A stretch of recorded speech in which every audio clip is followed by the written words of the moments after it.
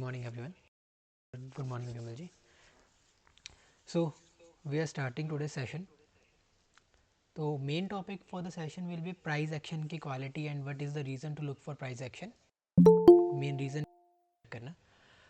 Before that I also want to touch few pointers जो मुझे last कुछ दिन में queries भी आई कि like sectors जो होते हैं how to जज कि कौन से सेक्टर में जाना चाहिए कौन से में नहीं जाना चाहिए. ठीक है, क्योंकि बहुत सारे सेक्टर्स पॉप अप होते रहते हैं. मैंने एक पोस्ट भी डाला था एंड ऑन दैट कि मुझे किसी ने बोला भी था कि सर अगर आप वीडियो में इंक्लूड कर पाएँ या पोस्ट लिख पाएँ तो उस पर भी डिस्कस करेंगे. ऑल्सो कि अगर कोई रिसेंट जैसे अभी हमने एक फॉल देखा था 2-3 दिन का जिसमें काफ़ी स्टॉप लॉसेस हिट हुए थे एंड उस पॉइंट के बाद किस टाइप के सेटअप्स हम मॉनिटर कर सकते हैं वो भी हम डिस्कस करेंगे. तो स्टार्ट करने से पहले एक डिस्क्लेमर कि यहाँ पे जो भी मैं करने जा रहा हूँ मैं अपनी लर्निंग्स सिर्फ शेयर कर रहा हूँ. ठीक है, और जो मैं मतलब अभी सीख रहा हूँ या जो मैं कर रहा हूँ ट्राई आउट वो मैं शेयर कर रहा हूँ आपसे. तो ट्रेडिंग में कोई भी चीज़ होली ग्रेल नहीं है. तो please go and verify check yourself and then if you feel कि this is something of help include it in your system, otherwise discard it. But blindly please follow मत कीजिएगा. अपने सिस्टम के हिसाब से चेक कीजिए, verify कीजिए, then only follow कीजिए. तो फर्स्ट थिंग जो अब हम डिस्कस करेंगे दैट इज़ सेक्टर्स. होता क्या है कि time to time in a bull market various sectors keep popping out. ठीक है, तो वो मोस्टली हमारे में कन्फ्यूजन क्रिएट करता है कि यार ये सेक्टर अच्छा है या नहीं है, जाना चाहिए या नहीं जाना चाहिए. तो एक एग्जांपल लेता हूँ कि लास्ट फ्यू मंथ्स पहले 3-4 महीने पहले chemical sector was popping out. ठीक है, बहुत लोगों की मतलब पोस्ट भी आ रही थी, ट्वीट्स भी आ रहे थे, बहुत कुछ हो रहा था कि केमिकल सेक्टर पॉप आउट करे. इवन मैंने भी एक लिस्ट बना के रखी हुई थी अपनी कि यार थोड़ा स्ट्रेंथ दिख रही है तो क्या पता एक नया सेक्टर इमर्ज हो रहा हो. ठीक है, बट यहाँ पे इसी तरीके से कोई और सेक्टर भी इमर्ज हो रहा था जैसे आईटी. ठीक है, अब पैरेलल में कुछ और सेक्टर भी चल रहे थे जैसे एनर्जी. ये मैं 3-4 महीने मंथ्स पहले की बात कर रहा हूँ, let's say November December time की.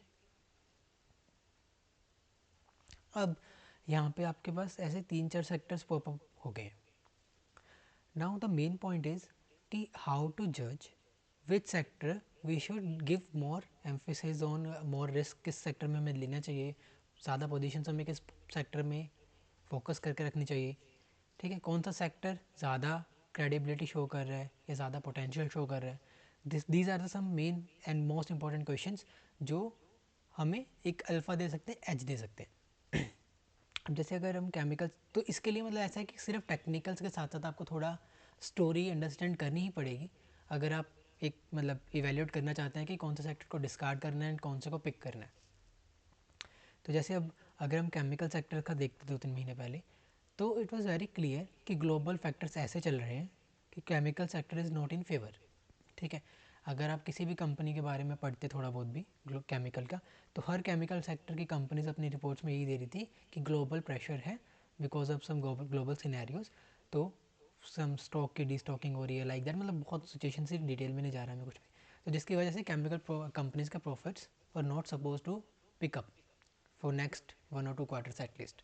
ठीक है, तो इस तरीके से यहाँ पे क्लियर था कि केमिकल्स को कोई ऐसा पुश नहीं मिल रहा इन नियर फ्यूचर कि वो मल्टी बैगर्स अपॉर्चुनिटी या बहुत स्ट्रॉन्ग अपॉर्चुनिटीज़ बनी. नो डाउट यहाँ पे कुछ ऐसी कंपनीज थी they were still doing good fundamentally and मैं भी उनको ट्रैक कर रहा था.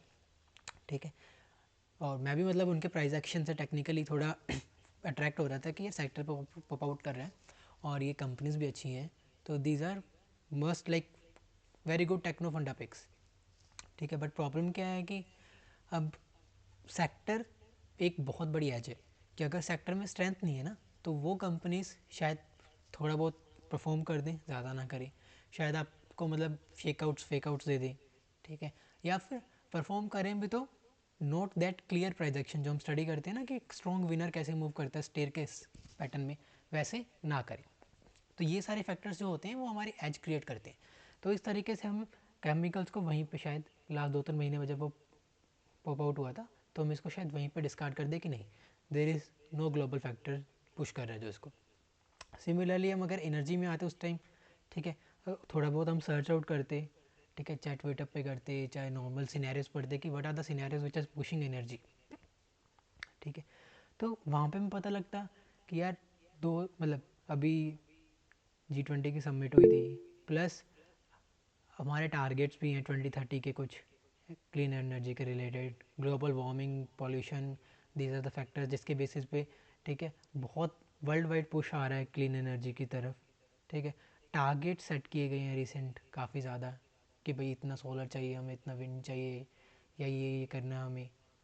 तो ये सारे फैक्टर्स आपको दिख गए कि यार there is a good push world wide plus country wide, ठीक है। अब उसमें किस किस में ज़्यादा पुश है वो हमें डीप डाउन करना पड़ेगा, but like that we got to know कि यार समथिंग इज़ हैपनिंग। और क्या वो जो चीज़ हो रही है वो एक दो क्वार्टर की बात है, लाइक कि भाई एक दो क्वार्टर्स में शायद अर्निंग्स पुश पिकअप करेंगे, ग्रोथ पिकअप करेंगे एंड देन वो शांत हो जाएगा। क्या वो ऐसे ट्रिगर्स हैं, या वो ऐसे ट्रिगर्स हैं जो लॉन्ग टाइम तक कैरी आउट किए जा सकते हैं, ठीक है। तो ये सब थोड़ा आपको कॉमन सेंस जो होते हैं ना, कि बेसिक रिसर्च करते हैं, बेसिक सर्च करके हम कॉमन सेंस लगाते हैं कि यार ये ना थोड़ा लंबे रेस का घोड़ा है, या ये बहुत छोटी रेस का घोड़ा है। तो लाइक दैट हम जज करते हैं, उस बेसिस पे हम कॉमन सेंस एंड थोड़ी रिसर्च के बेसिस पे एक डिसीजन मेड कर सकते हैं कि कौन सा सेक्टर वॉज वर्थ गोइंग। तो उस टाइम पे chemical was not worth going, ठीक है। मेरे पास भी नेम्स थे बट आई डिडंट ट्राई, शायद एक आधे का ट्राई भी किया हो, क्योंकि वो ये ना कि डिस्ट्रैक्ट हो जाते हैं जब इतना अच्छा प्राइस एक्शन मिलता है किसी और में से, तो हम सोचते हैं कि ट्राई आउट तो किया जाए, ठीक है।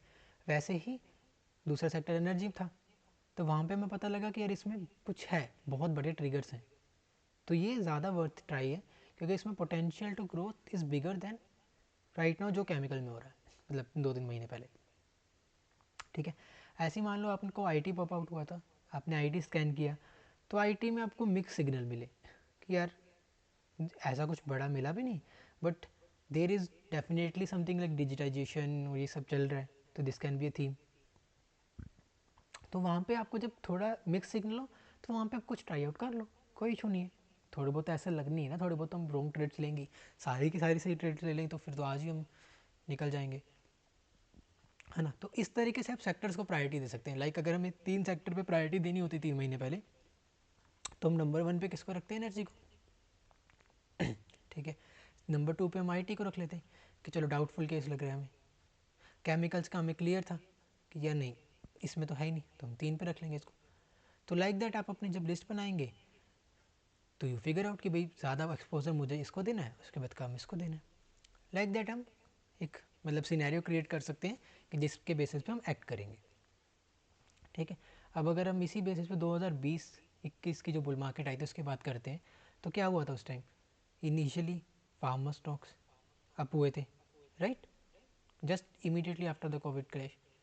अब अगर बेसिकली अगर हम जस्ट एक कॉमन सेंस लगाएं कि भाई फार्मा स्टॉक्स के पीछे क्या स्टोरी है वहाँ पे, तो वी लिटरली नो कि भाई एक मेडिकल मतलब रिलेटेड एक इमरजेंसी आई है कोविड, ठीक है, जिसमें मेडिकल की demand need is gonna be required, ठीक है।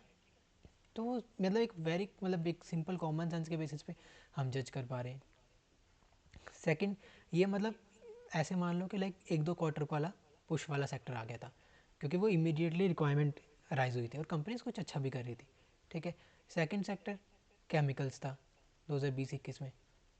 अब केमिकल्स पे अगर वहाँ पे हमने जो रिसर्च कर रहे थे या जो उनको अवेयरनेस थी, उन्होंने अगर स्टडी किया है कॉमन चीज़ें, तो वो देख पा रहे होंगे कि बहुत सारी केमिकल कंपनीज़ का केपेक्स हुआ था पहले, ठीक है। केपेक्स होता है कि कैपिटल एक्सपेंडिचर, जिसमें वो एक्सपेंशन करते हैं अपना, वो केपेक्स जो उनका है वो यूज़ में आने लग गया था, जिसके बेसिस पे मतलब उनके रेवेन्यूज़ अल्टीमेटली उनके प्लांट्स अगर मान लो उन्होंने नहीं लगाए हैं तो वो सेल करने लग गए थे उनके प्रोडक्ट्स की, ठीक है। इस तरीके से प्लस क्या होता कि प्राइसिंग फैक्टर, मुझे ज़्यादा डिटेल में तो नहीं पता, बट प्राइसिंग फैक्टर का उन्हें बेनिफिट मिलने लग गया था, ठीक है। शायद रॉ मटेरियल है फाइनल जो भी है, बट अल्टीमेटली प्राइसिंग फैक्टर का बेनिफिट मिलने लग गया, जिसकी वजह से उनके मार्जिन एक्सपेंड हो गए कि अगर पहले उनको 10% का प्रॉफिट हो रहा था 1 रुपये की सेल पे, अब उनको 12, 13, 15 का होने लग गया।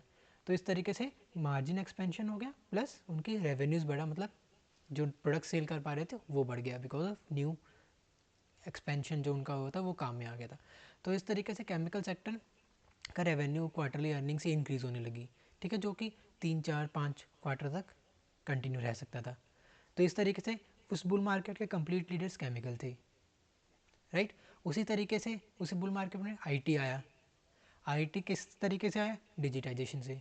ठीक है, कोविड के बाद हम फिज़िकल से डिजिटाइजेशन की तरफ काफ़ी ज़्यादा पुश मिला था कि भाई डिजिटल क्लासेस होने लगी, डिजिटल बहुत मीडियम से digital meetings and all that.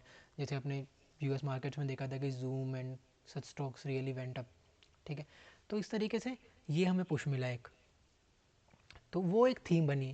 Chemicals में तो क्या था, एक फंडामेंटल प्ले हो गया था कि उनकी कंडीशन सिनेरियो ऐसे हो गए थे। आईटी में क्या था, एक थीम थी कि भाई डिजिटलाइजेशन की तरफ कंट्री जा रही है, तो डिजिटल प्रोडक्ट्स आएंगे, डिजिटल कंपनी जो उस फील्ड में है they are suppose to grow in for next 1 to 2 years 3 years like that. तो शायद कुछ कंपनी जो फंडामेंटली अभी डिसेंट भी हो, उनके लिए भी पोटेंशियल बन गया था। तो इस तरीके से आईटी की एक थीम बन गई थी, केमिकल एक फंडामेंटली पिकअप स्टॉक हो गया था। तो इस तरीके से हमें अवेयर रह के सेक्टर पिकअप करने हैं। तब उस सिनेरियो में अगर 2020-21 में आपके सामने कोई XYZ सेक्टर आता, सीमेंट सेक्टर पिकअप करके बेस ब्रेकआउट देने की कोशिश करते, तो वहाँ पे आपको एक तरीके से अवेयर रहना है कि नहीं, बिगेस्ट थीम कौन सी थी उसकी, केमिकल एंड आईटी। ठीक है, उसके साथ साथ उसके अलाइड सेक्टर्स में मुझे ध्यान रखना है, अगर उसके कोई अलाइड सेक्टर पिकअप होता है, जैसे प्लेटफॉर्म्स पिकअप हुए थे कुछ। ठीक है, मतलब जो उसके अलाइड है वो ध्यान रखने हैं, और कुछ ऑब्वियसली नए सेक्टर्स भी आ सकते हैं, जैसे मेटल्स पिकअप भी हुए थे 2020-21 में। ठीक है, बट ओवरऑल हमें बहुत अवेयर रहना है कि कौन से बिग लीडर्स हैं सेक्टर्स में, मतलब सेक्टर बिग लीडर्स हैं जो कि एक बड़े कैटलिस्ट से इमर्ज हो रहे हैं, जिनको 2-3 साल लगे पुश मिलने वाला है। They are the biggest things. बीच में छोटे मोटे आते रहेंगे, कभी कभी ट्राई भी किया जा सकता है ऑब्वियसली। ठीक है, because we get distracted and, but हमेशा अवेयर रहना है कि वापस जल्दी से जल्दी हम राइट पॉइंट पे आ जाए। ठीक है, ये मेरा मतलब उन सबको आंसर था जो बहुत कंफ्यूज हो रहे थे कि सेक्टर्स के बारे में कैसे करना है। तो अब इस बुल मार्केट की बात करें तो यू नो कि which are the major sectors and leading sectors. ठीक है, बीच बीच में सेक्टर्स इमर्ज होते हैं, we have to study them, analyse them. If we find a very good reason, we can, we must go with them. ठीक है, मतलब नॉट मस्ट, मस्ट तो कुछ है ही नहीं, we can go with them if you want. And even if you don't find some major reason, ठीक है, वी कैन डिसाइड कि वेदर, मतलब उस सेक्टर में से अगर मुझे एक दो नेम्स अच्छे लगे कि मैं ट्राई करूँ या ना करूँ, it's your wish, depending upon कि what opportunities you have currently have in other sectors. तो बेसिस ऑफ दैट आप इवेल्यूशन कर सकते हो। बट बेसिकली आपको बिगेस्ट अल्टीमेटली ट्रिगर्स थीम्स पे ध्यान देना है कि भाई बड़ा ट्रेंड क्या है। ओके, सो ये था मेरा बेसिकली फर्स्ट पार्ट, जिसमें मैं सेक्टर्स वाला आपका आंसर देने की कोशिश की। ठीक है ना, अब नेक्स्ट पार्ट में हम जाएंगे कि अगर इस टाइप का फॉल आता तो क्या करना है।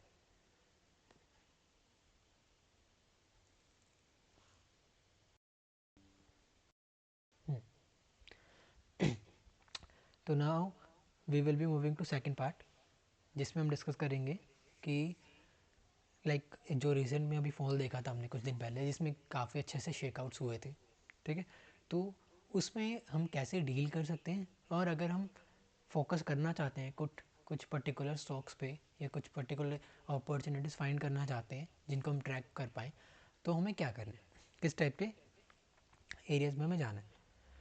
तो सबसे पहले तो देखो, ऐसा फॉल जब आता है तो वी डोंट नो कि वो कंटिन्यू करेगा फॉल, ठीक है, या फिर एक जस्ट एक शेकआउट की तरह काम करके एक रिवर्सल ले जाएगा, या फिर वो एक इंटरमीडिएट करेक्शन देगा 2-3 महीने के, जिसमें वो sideways time correction plus price correction दोनों देगा। वी कांट मतलब कंप्लीटली से कि भाई यही होगा। ठीक है, तो हमें रेडी रहना पड़ेगा कि अगर वो रिवर्सल लेके मूव करता है तो हम रेडी रहें, अगर वो कंटिन्यू करता है डाउनफॉल में तो हम सेफ रहें। ठीक है, साइड वेज जाता है तो हम उसके लिए भी रेडी रहें। तो हमें हमेशा मतलब हर फेज़ के लिए रेडी रहना पड़ेगा। उसके लिए अपॉर्चुनिटीज़ हमें हमेशा ढूंढ के रखनी पड़ेंगी विद हमारा रिस्क मैनेजमेंट। ठीक है, तो रिस्क मैनेजमेंट तो आपको पता ही है, बाकी हम इसमें डिटेल में डिस्कस नहीं करें। हम सिर्फ इसमें डिटेल डिस्कस करने वाले हैं कि कौन कौन से सेटअप्स को हम अपने मॉनिटर पे ला सकते हैं, लिस्ट में ला सकते हैं, ताकि हम रेडी रहें in case of opportunity comes. तो सबसे पहले तो जब हम स्कैनिंग करते हैं आफ्टर सच फॉल्स, तो हमें क्या ध्यान रखना है कि हम ऐसे स्टॉक्स पे जाएं, पहले तो वो आइडेंटिफाई करें जो रेजिस्ट कर रहे हैं फॉल को। ठीक है, जो मतलब इतनी शार्प फॉल में भी दे आर स्टैंडिंग। अब जैसे ये स्टॉक था पर्टिकुलर MRPL, ये मूव किया,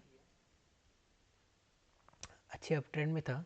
ठीक है, अच्छे सेक्टर से बिलोंग कर रहा है, PSU से, ऑयल इंडस्ट्री भी स्ट्रॉन्ग थी। तो सब मतलब सेक्टर वाइज टेक्निकल वाइज अच्छा है, ठीक है। जब इसका फॉल आया मार्केट का, जब मार्केट 6-7% गिर गया, दैट टू जहाँ पे स्टॉक्स 20% भी गिरे, this one hardly came down and वो कहाँ पे आके रुक गया, फर्स्ट डे से ही वो अपना 12-13% का उसने लिया करेक्शन, एंड फर्स्ट डे से ही it started bouncing back from the moving averages, ठीक है। एंड फर्स्ट डे के बाद उसने ज़्यादा फॉल लिया ही नहीं, it just went on tight side में चला गया, ठीक है। तो ये हमें क्या दिखा रहा है कि ऑलरेडी तो स्टॉक सेक्टर अच्छा है, ऑलरेडी स्टॉक के टेक्निकल अच्छे हैं, स्टॉक स्ट्रेंथ में है, थीम अच्छी है, ठीक है। प्लस ये जो रिसेंट फॉल हुआ उसको रेजिस्ट कर रहे हैं, मतलब ज़्यादा गिरावट नहीं आने दे रहा, ज़्यादा फॉल नहीं आने दे रहा, ठीक है। तो ये इस टाइप के जो स्टॉक्स हैं, इस टाइप का प्राइस एक्शन जो है वो हमें सबसे पहले ध्यान रखना है। वॉल्यूम्स देखेंगे आप तो वॉल्यूम्स में भी आपको पता लग रहा है कि वॉल्यूम है ही नहीं, और लास्ट डे पे तो बिल्कुल ही कम होगी। Then how it react further, let's see. And then next 2-3 days में ही ये वहाँ से क्विकली रिवर्स हो जाते हैं।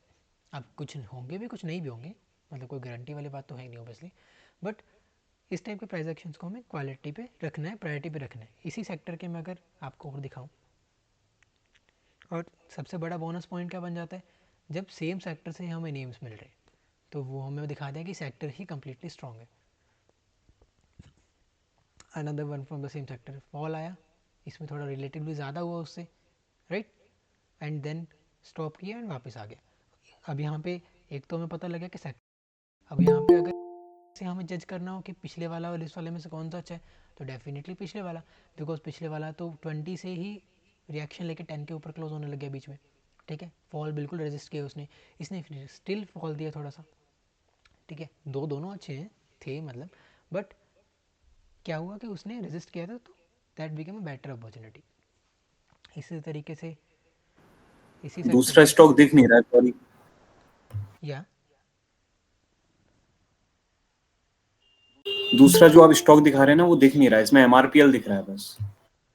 बाकियों को भी सेम प्रॉब्लम आ रही है। नहीं नहीं, चेन्नई पेट्रो दिख रहा है। आप उनको बोलो एक बार रिफ्रेश करें स्क्रीन अपनी। प्लीज़ रिफ्रेश कर चेन्नई लीजिए पेट्रो क्योंकि, भी है स्क्रीन पर। हाँ प्लीज़ रिफ्रेश कर लीजिए क्योंकि मैंने भी दूसरी स्क्रीन पे खोला हुआ है जस्ट फॉर रेफरेंस, तो वहाँ पे भी मुझे चेन्नई पेट्रो ही दिख रहा है। या तो कंटिन्यू करते हैं, तो मतलब इस तरीके से हम देख पा रहे हैं। इसी सेक्टर में हम बाकी स्टॉक्स को एक्सप्लोर करें,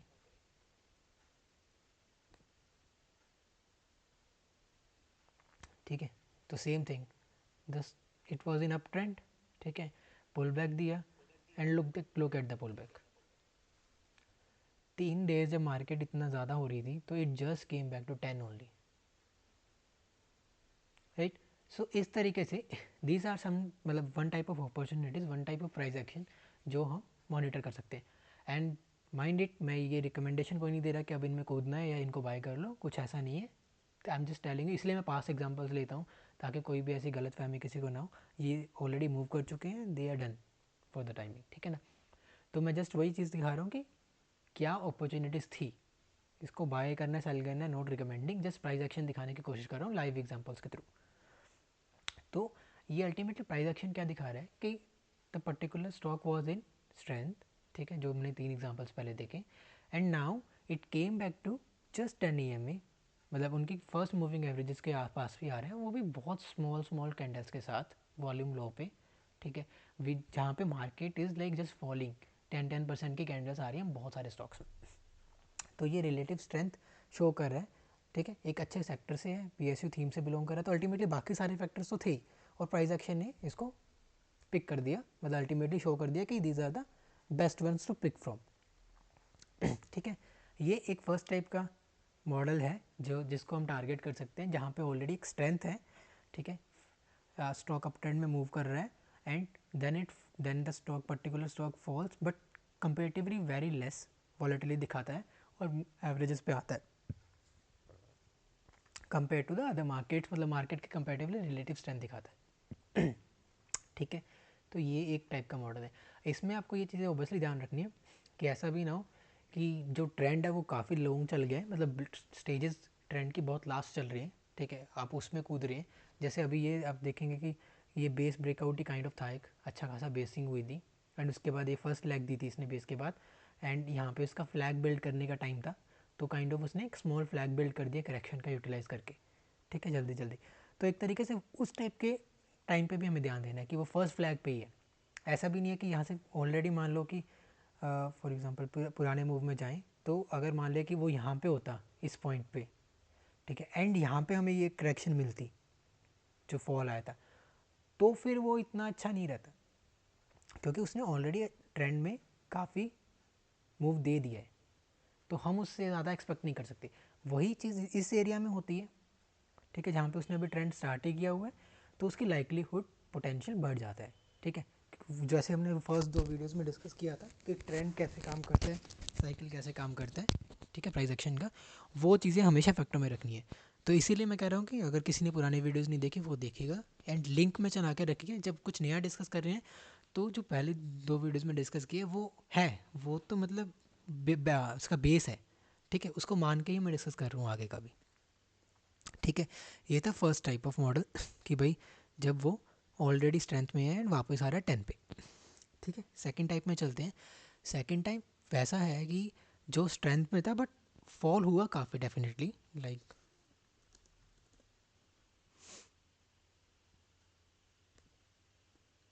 सबसे बेस्ट प्रायोरिटी तो वही बन गई जो रेजिस्ट ही कर गया, ठीक है ना। उसके बाद कुछ होंगे मतलब पिकअप किए फटाफट, मतलब जो स्ट्रेंथ में पिकअप कर रहे थे, जैसे फॉर एग्जांपल ये पर्टिकुलर केस, फॉल से पहले कोई पता नहीं कि फॉल आएगा, इट ब्रोक आउट वेरी, मतलब बहुत अच्छी वॉल्यूम से ब्रेकआउट किया बेस में से, ठीक है, कंसोलिडेट करना स्टार्ट किया इसने यहाँ पे, बट हुआ क्या, एक फॉल आया ठीक है, फॉल में रिलेटिवली ये ज़्यादा गिरा, बट स्टिल अभी ये 10-20 EM में भी आया है ना, गिरा ज़्यादा है बट ये स्ट्रेंथ भी इसने बहुत ज़्यादा दिखाई और बहुत रिसेंट ब्रेकआउट्स है। जैसे जो पहले वाले हमने डिस्कस किए थे, those were kind of like कि ब्रेकआउट करके अराउंड फर्स्ट फ्लैग के एरिया में है, ठीक है। ये वाले जो है वो रिसेंट बड़े बेस का ब्रेकआउट ही करें, मतलब ट्रेंड नया स्टार्ट कर रहे हैं, ठीक है, नया ट्रेंड स्टार्ट कर रहे हैं और ट्रेंड स्टार्ट करते ही उनमें एक फॉल आ गया। तो this is kind of the second setups जो हम कर सकते हैं डिस्कस या ध्यान रख सकते हैं,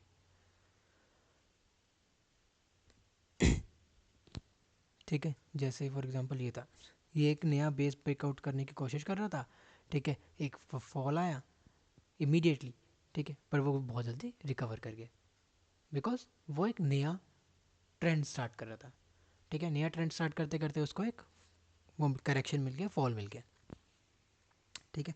तो ये हमारा सेकंड पार्ट था, ये तो छोटा सा पार्ट था, जस्ट क्वेरीज काफ़ी ज़्यादा आ रही थी इसलिए कि अगर मतलब इस टाइप के सिनेरियो में क्या ध्यान रखना है, किस टाइप के सेटअप पे हम इनिशियली फोकस करना स्टार्ट कर सकते हैं। रिस्क मैनेजमेंट हमें हमेशा ध्यान रखना है क्योंकि अगर कंटिन्यू फॉल करती है तो ये सेटअप्स भी धीरे धीरे फेल हो जाएंगे, ठीक है। थर्ड सेटअप्स ऐसा भी हो सकते हैं कि कुछ अपॉर्चुनिटीज शायद हम मिस कर दे, ध्यान ना दें, जहाँ पे बहुत जल्दी बहुत स्ट्रॉन्ग बाउंस बैक आ जाए स्टॉक में से, जो गिरे भी हैं बट जल्दी जल्दी बहुत अच्छा बाउंस बैक भी दे दिया, उन पर भी हम नज़र रख सकते हैं क्योंकि अगर बाउंस बैक अच्छा दिया है ऑन हायर वॉल्यूम्स तो मतलब there is something good in that, हो सकता है। Okay, so let's now move to our the main topic of the session, which is price action quality, ठीक है।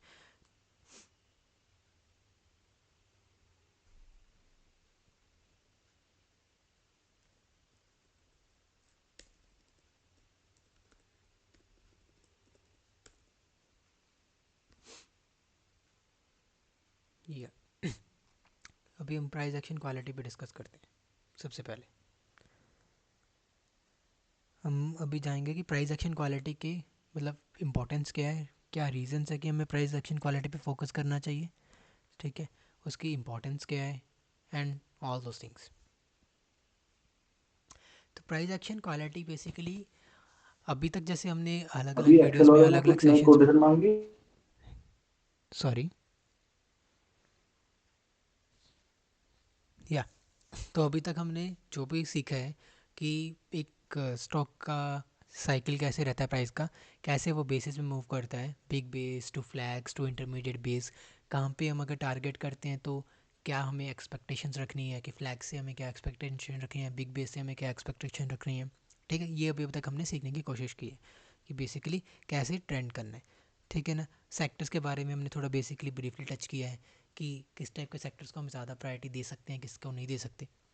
अब इन सब के साथ ही ठीक है, अगर आपके पास मान लो आपने ये सब कर लिया, दो या आपके पास 5 फ्लैग्स आ गए हैं दो अच्छे सेक्टर में से जो ट्रेंडिंग है, ठीक है, बट आपको एक या दो अपॉर्चुनिटी सेलेक्ट करनी है, तो वहाँ पे हमें फर्दर फिल्टर डाउन करने के लिए, कन्विक्शन बिल्ड करने के लिए प्राइस एक्शन क्वालिटी मैटर करती है। ये प्राइस एक्शन क्वालिटी बेस्ट होनी चाहिए कि किस में सबसे ज़्यादा अच्छी क्वालिटी हमें लग रही है, वो ज़्यादा मतलब हमें कन्विक्शन देता है कि it can give a better move.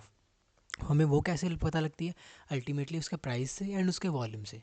जब भी हम प्राइस एक्शन की बात करते हैं तो हम प्राइस और वॉल्यूम दोनों की बात करते हैं, ठीक है। प्राइस और वॉल्यूम में हम देखते हैं कि एक तो मूव कितना क्लीन है, ठीक है, कितना clean and straight forward move है। को बहुत जैसे ये वाला मूव है, अगर हम देखें इस टाइम पे, तो क्या हम इसको कह सकते हैं कि ये स्ट्रॉन्ग है या क्लीन मूव है? ठीक है, बिल्कुल नहीं। तो अगर अगर आप इस पॉइंट पे स्टॉक को ट्रैक कर रहे हैं या किसी और पॉइंट पे ट्रैक कर रहे हैं, तो वी कैन क्लियरली से कि यार price action quality is not that good, अभी ये अच्छे ट्रेंड में नहीं आया, ठीक है। But immediately the stock comes moves like this, it shows us that the price action quality is top notch, है ना, क्योंकि ये एक तो बहुत क्लियर ट्रेंड में मूव दिया है, प्लस वॉल्यूम्स इसकी बहुत स्ट्रॉन्ग रही है। तो मतलब सम मतलब इनहेरेंट चेंज हैज़ अकर्ड, जो भी है वो हमें पता नहीं है, ठीक है, जिसकी वजह से इसका शिफ्ट हुआ है ट्रेंड में, एक चॉपी मूव से क्लियर ट्रेंड में शिफ्ट हो गया है। तो ये सब चीज़ें हमें प्राइस एक्शन में ध्यान देनी है कि कितना क्लीन मूव दे रहा है, वॉल्यूम्स कितनी हाई है अप डेज पे एंड लो डेज पे कितनी स्मॉल है, ठीक है, जो उसके फॉल वाले लो डेज आ रहे हैं वो कितने छोटे या कितने बड़े हैं, वॉलेटिलिटी कितनी है उसमें, ठीक है, कितना कंट्रोल्ड वे में उसका प्राइस मूव कर रहा है एक तरीके से। ये सब चीज़ें हमें प्राइस एक्शन में फोकस करनी होती है, ठीक है। अब ऑब्वियसली यहाँ पे भी कोई इसको पकड़ सकता है, उसके लिए मतलब ज़्यादा कन्विक्शन चाहिए, ज़्यादा आप ऑलरेडी स्टॉक को किसी पर्टिकुलर बेसिस पर ट्रैक कर रहे हो, सेक्टर आप पहले ही आइडेंटिफाई कर चुके हो एंड ये सेक्टर भी स्टार्ट ही नहीं हुआ, बिग बेसिस के ब्रेकआउट दे रहा है, वहाँ से आपने अगर इसको ट्रैक करके पकड़ने की कोशिश की है, ठीक है, तो that comes in that area, ठीक है। बट अगर हम once they are already into the up trend, उस टाइम हम प्राइस क्वालिटी को ज़्यादा बेटर जज कर सकते हैं। तो जैसे यहाँ पे हम देखें इसको, तो इसने बहुत अच्छा प्राइस एक्शन से मूव दिया, बहुत स्ट्रॉन्ग स्ट्रॉन्ग वॉल्यूम पे, एंड आफ्टर दैट क्या किया इसने, 4 साइडवेज दे दिए। कितने परसेंट मूव के बाद? मतलब इट मूव्ड अराउंड 30 to 40%। एक 40% मूव के बाद ये 4 टाइट डेज दे रहा है विद वेरी लो वॉल्यूम्स। तो दिस शोज अस कि भाई इसमें कितना मतलब सप्लाई जो सेलिंग बोलते हैं हम, कितनी कम है, बाइंग फोर्स कितनी अच्छी है। एंड देन एक ये डे आया जिसमें स्टॉक फेल फॉर अराउंड 4-5%, ठीक है, but volumes for very low. अब यहाँ पे क्या है ना, mostly many of the time stocks tends to like respect their moving averages, है ना। अभी यहाँ पे हम बाई भी नहीं करेंगे अगर यहाँ तक वेट करें, क्योंकि एक्सटेंडेड रहेगा, थोड़ा सा हम वेट करेंगे क्योंकि स्टॉप लॉस वगैरह सब हमारे रिस्क रिवॉर्ड के क्राइटेरिया सही फेवर में नहीं कर रहे, ठीक है। जैसे ही इसने ये एक फॉल दिया, वॉल्यूम्स इतनी ज़्यादा नहीं है बट डे 4-5% का मैटर करता है। यहाँ पे हम वेट कर रहे हैं कि भी क्या होता है, ये कंटिन्यू फॉल करता है तो शायद प्राइस एक्शन क्वालिटी इसकी डिटेरियोरेट कर जाएगी, बट इसने क्या किया, इमीडिएटली रिवर्स किया on the next day itself, breaking the highs of the previous candle and giving another strong volume candle, ठीक है। तो ये हमें प्राइस एक्शन क्वालिटी को शो कर रहा है। कुछ लोग शायद इसी दिन इसको ऐड कर पाएँ डिपेंडिंग अपॉन देयर स्ट्रेटेजी, कुछ नहीं कर पाएंगे, ठीक है, दैट डजेंट मैटर। अब यहाँ पे बट इस दिन जब ये एक्शन आया, जब इसने इसके हाइज को पिकअप कर लिया दोबारा with strong volume, this was the day इसने बता दिया कि भाई इसकी प्राइस एक्शन क्वालिटी बहुत स्ट्रॉन्ग है, बहुत स्ट्रॉन्ग बाइंग फोर्स है, एंड ये अभी ख़त्म नहीं हुआ है, मतलब इसका मूव ये बहुत अच्छा फ्लैग बन रहा है। एंड देन क्या हुआ, इसने 2-3 दिन अगले दिन ब्रेक लिया। उस पॉज में अब देखो वॉल्यूम्स कैसी है, लोएस्ट इन दिस कंसोलिडेशन।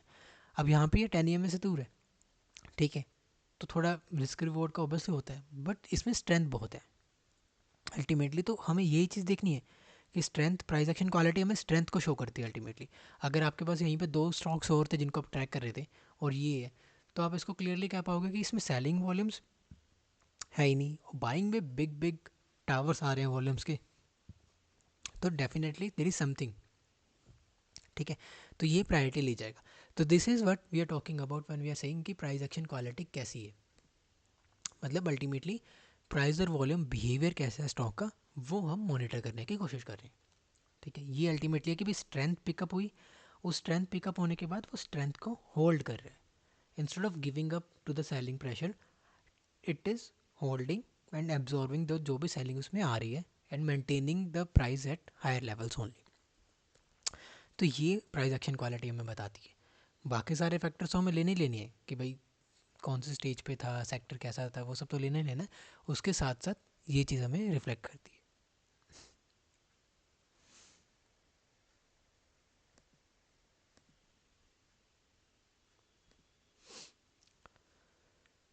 अब जैसे ये एक पास एग्जांपल है, ठीक है, इसने वही चीज़ यहाँ तक अगर हम इसको मॉनिटर करें, ठीक है, तो price action quality is okay इस एरिया तक, क्योंकि एज सच कोई भी मतलब क्लीन मूव नहीं है, बार बार एवरेजेस पे आ रहा है, ठीक है। बट इसने जब ये वाला मूव दिया, यहाँ पे इसको पिक करना, ठीक है, हाइंडसाइट में बात करें तो कि भाई मैंने पिक कर लिया या पिक कर सकते थे, इस ब्रेकआउट पे बाय कर सकते थे या इस ब्रेकआउट पे बाय कर सकते थे, ठीक है, वो बहुत मतलब कन्विक्शन बेस्ड या बहुत आप डीप ट्रैकिंग कर रहे थे कुछ पर्टिकुलर स्टॉक्स की, तब हो सकता है, ठीक है, बिकॉज यहाँ पे प्राइस एक्शन की क्वालिटी इतनी क्लियर नहीं थी, ठीक है। But once it does this, इतनी स्ट्रॉन्ग वॉल्यूम में जब ये ब्रेकआउट्स दे के बाहर आते हैं, वहाँ से द मेन गेम स्टार्ट्स, जहाँ पे हम उनको ईजिली ट्रैक कर सकते हैं। तो अगर यहाँ पे आप देखोगे तो आफ्टर सच बिग मूव 30% के आसपास का, ये साइडवेज गया, यहाँ पे एक डे आया जिसमें इसने ऊपर जाने की कोशिश की, but it came back and volumes भी थोड़ी थी रिलेटिवली, ठीक है। तो यहाँ पे हम देखेंगे कि भाई कैसे एक्ट करते हैं, does it come back a lot और नॉट। बट हुआ क्या, नेक्स्ट डे से उसने वहीं से थोड़ा पिकअप करने की कोशिश की और साइडवेज मूव करने लग गया, ठीक है, उस लो को उसने रिस्पेक्ट करके रखा। तो यही चीज़ हमें प्राइस एक्शन क्वालिटी बता रहा है इसकी, कि ये 10 EMA तक भी नहीं जा रहा है, ठीक है, ये 10 EMA तक भी नहीं जा रहा है और रिस्पेक्ट कर रहा है। एंड नेक्स्ट टाइम वो हाइज के आसपास गया इस एरिया में एंड वहाँ से एक दोबारा रिजेक्शन ली, जो कि बहुत लो वॉल्यूम पे आई। तो यहाँ पे हम काइंड ऑफ एक रिस्क लेना स्टार्ट कर सकते हैं अगर हम ऐसे नेम्स को ट्रैक करें, और यहाँ पे हम ज़्यादा पुल बैक्स भी एक्सपेक्ट नहीं कर सकते टू बी ऑनेस्ट कि भाई 10 EMA पे आ जाए, 20 पे आ जाए, बिकॉज ये बहुत फ्रेश ब्रेकआउट है, जस्ट एक बिग बेस से अभी निकला ही है। तो यहाँ पे स्ट्रेंथ एंड बाइंग फोर्स अच्छी रहती है, जो कि हमें इसके प्राइस एक्शन से पता लग रही है। ये प्राइस एक्शन की मैंने डिटेल्स भी डिस्कस की थी, शेयर भी की हैं थ्रेड्स में, तो अल्टीमेटली इन्हीं के बेसिस पे मैंने आगे ध्यान दिया। तो जैसे मैंने कुछ पकड़े स्टॉक्स, इसके बेसिस पे आपको दिखाता हूँ। तो प्राइस एक्शन क्वालिटी आपको बहुत हेल्प कर देती है कभी कभी अच्छे स्टॉक्स पकड़ने के लिए।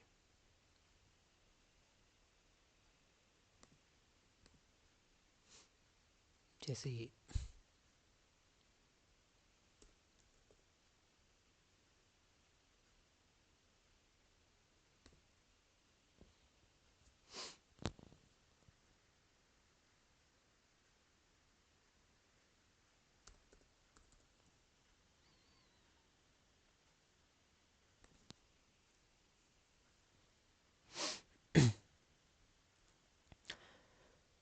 अगर आप इसको देखते हैं, ठीक है, तो सेम चीज़, मतलब चीज़ सेम ही रहेगी, बट हमें ऑब्जर्व करना है। यहाँ तक price action quality base breakout ज़रूर हो रहा है, बट प्राइस एक्शन क्वालिटी ज़्यादा कॉन्फिडेंस नहीं दे रही, ठीक है। बट ये कुछ डेज़ के बाद, ठीक है, huge volume bars price action quality एक इंडिकेशन दे देती है। अब यहाँ पे एक रेड डे आया अलॉन्ग विद द मार्केट, इस दिन मार्केट काफ़ी गिरी थी, पर लुक एट द वॉल्यूम, ठीक है। अब इस डे के बाद कैसा स्टॉक ये रिएक्ट करता है, that becomes crucial. New trend था, अभी एमर्ज हुआ है, ठीक है। नेक्स्ट डे ये कोई फॉलो थ्रू नहीं देता सेलिंग में and it comes up, immediately next day से ये दोबारा ऊपर जाने की कोशिश करता है, अपने हाइस के आसपास आके एक रिजेक्शन दोबारा लेता है, ठीक है। उस रिजेक्शन लेने के बाद ये टाइट दे देता है दोबारा, वॉल्यूम्स देखो टोटली श्रिंक, ठीक है। तो ओबियसली यहाँ पे हम एक्सपेक्ट कर सकते हैं कि थोड़ा ज़्यादा कंसोलिडेशन दे, बट जो फ्रेश ट्रेंड होते हैं ना, वो कभी कभी मतलब ज़्यादा बड़ी कंसोलिडेशंस नहीं देते, क्योंकि अभी तो एमर्ज हुए हैं वो, अभी तो बाइंग फोर्स उनमें ज़्यादा है, and they immediately starts to break और लुक एट द वॉल्यूम। ठीक है, तो ये सब चीज़ों पे हमें ध्यान देना है। प्राइस एक्शन क्वालिटी हमें इस तरीके से अच्छे स्टॉक्स पे लेके जा सकता है। अगर हमारे पास 10 हैं तो हमें 3 बेस्ट स्टॉक पिक करके दे सकता है। इसी के बेसिस पे मैंने काफ़ी एंट्रीज अपनी ली हैं, और ये आपको अर्ली एंट्रीज कहाँ पे आप इनिशियली स्टार्ट कर सकते हो पोजीशन, ये सब भी बताते हैं। सेम चीज़ देखो यहाँ पे इसका प्राइस एक्शन क्वालिटी यहीं से इम्प्रूव होगी थी, ये बहुत अच्छा एग्जांपल है। यहाँ तक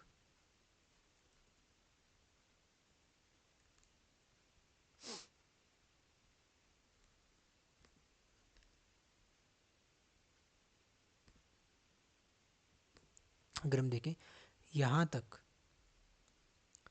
इसकी प्राइस एक्शन क्वालिटी सही ठीक है, डिसेंट है, बेस बना रहा है, तो ठीक है, हमें कन्विक्शन हो ना हो पता नहीं मुझे, डिपेंडिंग करता है। पर जैसे इसने ये मूव दिया, ये 2 दिन का, ठीक है, और ये अपना एक बेस हाई के पास आया विथ स्ट्रॉन्ग मूव, यहाँ पे इसने वॉल्यूम देखो यहाँ पे, तो इसने इंडिकेशन दे दिया एक कि भाई something is there, price action quality is improving, trend is improving, and for next few days what it did, it went side and tight, ठीक है, इंस्टेड ऑफ फॉलिंग अलॉट। तो ये चीज़ है प्राइस एक्शन। यहाँ पे हमें पता लगता है इसकी प्राइस की क्वालिटी कितनी अच्छी है, कि ये बहुत कंट्रोल मैनर में, बहुत मतलब बाइंग फोर्स का बहुत कंट्रोल है इस पर, and immediately in next few days it tries to break out. But यहाँ पे क्या होता है, मार्केट में काफ़ी प्रेशर आ गया 10 दिन सेलिंग का, तो it fails, but immediately next day is continuous, ठीक है, कंटिन्यू करते हैं अपने मूव को। अब यहाँ पे क्या हुआ, बेस ब्रेकआउट के बाद इसने अच्छा मूव दिया, ठीक है, यहाँ पे मैंने नहीं पकड़ा था अभी तक, बट ये एक कन्फर्मेशन देगा प्राइस एक्शन की क्वालिटी की। एंड उसके बाद लुक एट द फॉल, ये किस तरीके से अपना मतलब वो करेक्शन करता है। पहले यहाँ पे एक डिसेंट फॉल आया, ठीक है, आई वाज लाइक कि let it come to 10 EMA, पर immediately next day it starts to get buying on larger volumes, ठीक है, तो यहाँ पे इंडिकेशन देता है कि बहुत स्ट्रॉन्ग है। एंड देन उसके बाद दो टू फॉलिंग मतलब 2 रेड डेज आते हैं इसमें, ठीक है, डिसेंट साइज़ की, not very big, and volumes देखो इसकी, ठीक है, तो मतलब this is what the price action quality is telling you. And फिर एक टाइट डे आता है, अब ये 10 EMA से दूर है यहाँ पे, ठीक है, बट इट्स वर्दी, इट सीम्स वर्दी because of the price action quality and the मतलब यंग ट्रेंड की वजह से। तो इस डे ये एक अटैम्प्ट देता है, आई ट्राइड इट, ब्रेकआउट कोशिश, फेल हुआ, ऐसे लिट हुआ, कोई बात नहीं, that's a part of the process, ठीक है। फिर मैंने मॉनिटर किया इसको, तो see it fell to 10 EMA but volume slow, next day बहुत ही टाइट कैंडल दी लो वॉल्यूम पे, this became my another area to try it out, ठीक है। नेक्स्ट डे इसने कोशिश की, नहीं जा पाया, but after few days it really went along. But क्या हुआ क्या नहीं हुआ उसके बाद doesn't matter, main matters is कि आप वॉल्यूम फोर्स देखो, एंड उसके बाद ये क्वालिटी ऑफ द कंसोलिडेशन देखो। ये मेन चीज़ है प्राइस एक्शन की, इंपॉर्टेंस ये है कि प्राइस एक्शन आप आइडेंटिफाई, अच्छे स्टॉक्स को जब आइडेंटिफाई करते हो, शॉर्टलिस्ट कर लेते हो, सब फिल्टर्स लगा के आपके सेक्टर का, ठीक है, का स्टेज का, सब कुछ लगा के, तो उसके बाद आपको किन पे फोकस ज़्यादा रखना है वो ये बताता है अल्टीमेटली।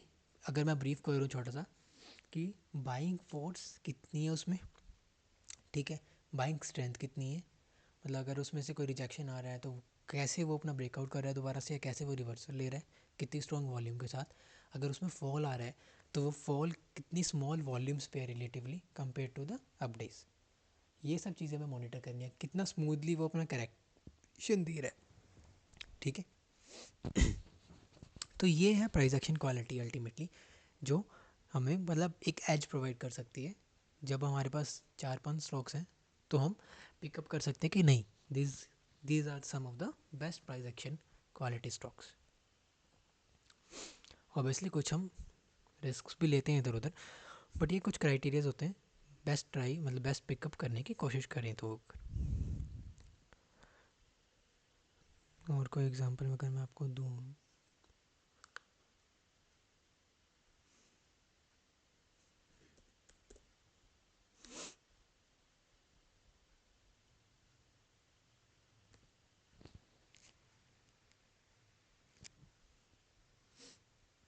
और मोस्टली प्राइस एक्शन क्वालिटी इस तरीके से हम ज़्यादा बेटर जज कर पाते हैं जब वहाँ पे एक ऑलरेडी मतलब स्ट्रेंथ शो कर दिए।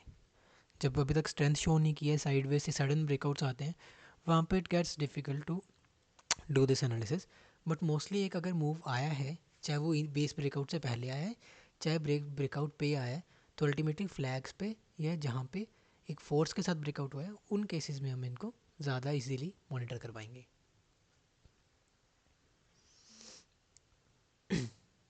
तो जैसे ये पास्ट एग्जांपल है, हमें यहाँ पे दिख रहा है कि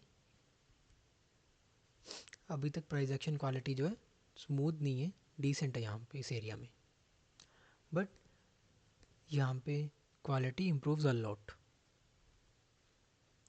राइट। एक बिगर डेज आने लगे हैं, वॉल्यूम्स इंक्रीज होने लगे, प्राइस कंट्रोल होने लगे हैं, तो यहाँ पे हमने इसको देख लिया।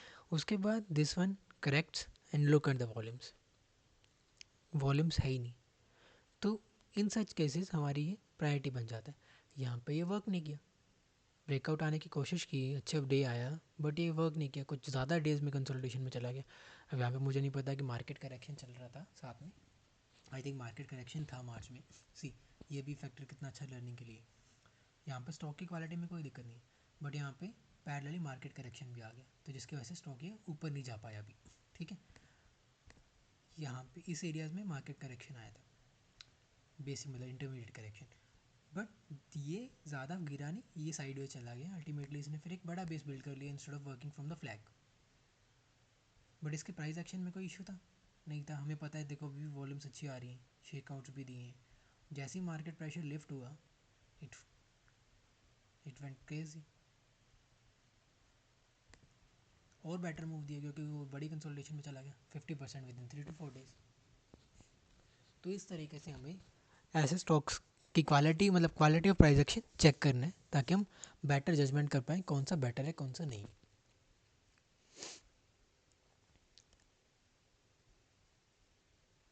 तो बेसिकली हमने 3 चीज़ें अभी डिस्कस की कि एक तो सेक्टर्स को कैसे हम थोड़ा कॉमन सेंस और बेसिक रिसर्च के बेसिस पे जज कर सकते हैं कि which one are the better ones, which one are not, ठीक है।